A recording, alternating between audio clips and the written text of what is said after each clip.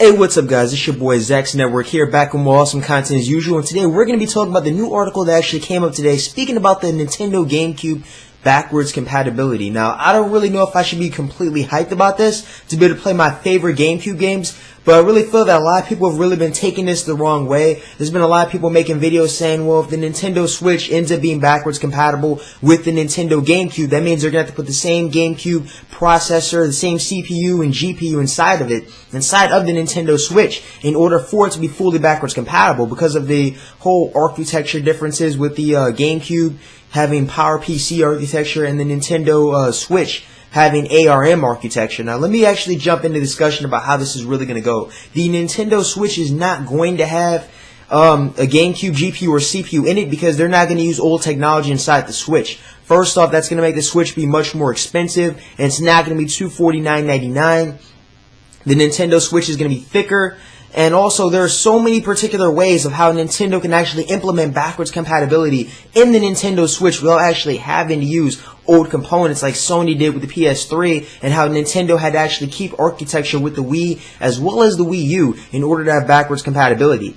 Now, I'm going to give you guys a really good example. Microsoft with the Xbox One. Xbox One uses x86 architecture, and the 360 uses PowerPC based architecture. That's basically the architecture where the games were basically developed on the particular systems. And with the raw processing capabilities of the Xbox One, Microsoft was able to easily make the Xbox One backwards compatibility with Xbox 360 just by using all that processing capabilities to literally just emulate the system's UI and basically trick the system based off amazing engineering into thinking that the system is an Xbox 360. So with the Nintendo Switch, I don't know about you guys, my boy, but with Nintendo Switch said to be more powerful than an Xbox One while undocked, and to run games at 720p at 60 frames per second upscaled and 1080p 60 FPS natively on the actual dock. Now, all games might not be native depending on how graphically intense. Some games might be 900p maybe. Like I said, not every PS4 game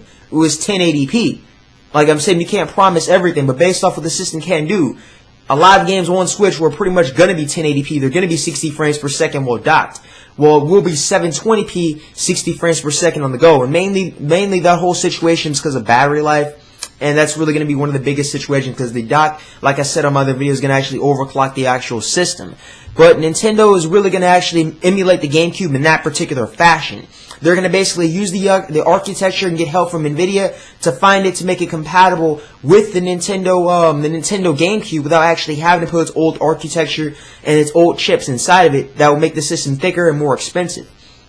Now, let me give my old take on my old backwards compatibility thing. I actually made a video too about that, guys, and in that video I discussed how I feel about backwards compatibility. Sometimes I believe that backwards compatibility is something that gets completely blown over, and sometimes people try to really use it as a main way to really buy a system. I think if you really love a system that had your favorite game, you should hold on to that system instead of always hope and literally buy a next system solely for backwards compatibility. Now, it's really amazing. I'm actually really hyped that the Nintendo Switch is actually going to be able to get all these GameCube games, or at least a decent amount of GameCube games. Some games they said there are GameCube games that will be on Switch is going to be games like Super Mario Sunshine, games like Luigi's Haunted Mansion, some of the best golden hit titles on the Nintendo GameCube.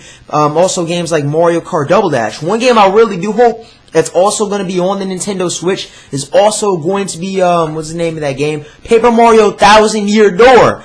Guys, listen. If any of you guys have ever played a Paper Mario game before, or even like Mario, it's better than any other Paper Mario out there. Better than any of that sticker starter crap. Better than that Paper Mario game that's basically a sequel to Sticker Starter on the Nintendo Wii U. And pretty much the best Paper Mario game in history ever made, in my biased opinion. And based off sales. Thousand Year Door, in my opinion, is the best Paper Mario game ever made.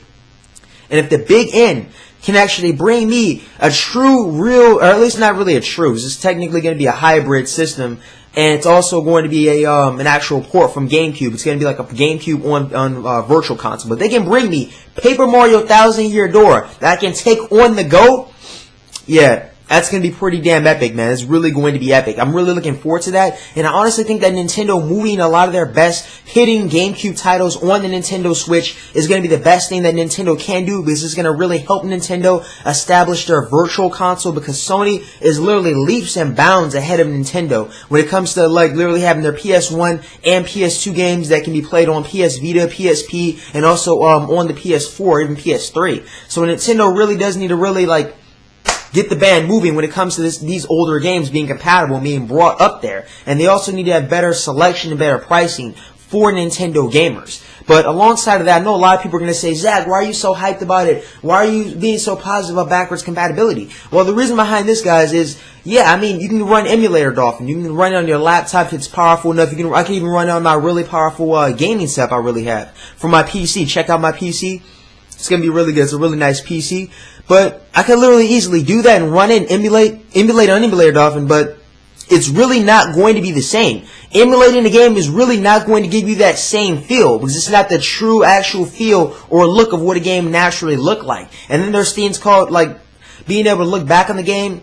You really can't do that with the whole emulation process. You can't look back and have nostalgia purposes on that game. That's the best way to really like look back on your childhood and say, wow, I remember this game. You can't really do that. And it's like, even if you do, there's a whole way of how you can make a game look significantly better on emulator compared to like on emulator, Dolphin. You can run games in 4K, GameCube games and Wii games in 4K. It's like, yeah, it's going to look a lot nicer, but I'd rather play the game how it was originally played. That's the whole point of emulating the game and playing it. I'd rather play it the legit way. I've actually had my fair share with emulators, and they're just nowhere near as reliable. But sometimes it really is good to get a really good emulator in the game you just can't get your hands on, that Nintendo really just won't send to us. I actually played Fire Emblem Path of Radiance and Radiant Dawn, which was a Nintendo GameCube and Wii game. Radiant Dawn was for the Wii and Path of Radiance was for the GameCube, and I literally had to run it on my MacBook Pro because it's like I had no actual desktop PC back then. So don't hurt me in the comment section for that. I didn't have a dedicated gaming PC back then, but it actually ran pretty decently. But sometimes I actually had like really big stutters in my overall game process running emulators. So it's really damn good that Nintendo's going to be bringing GameCube backwards compatibility.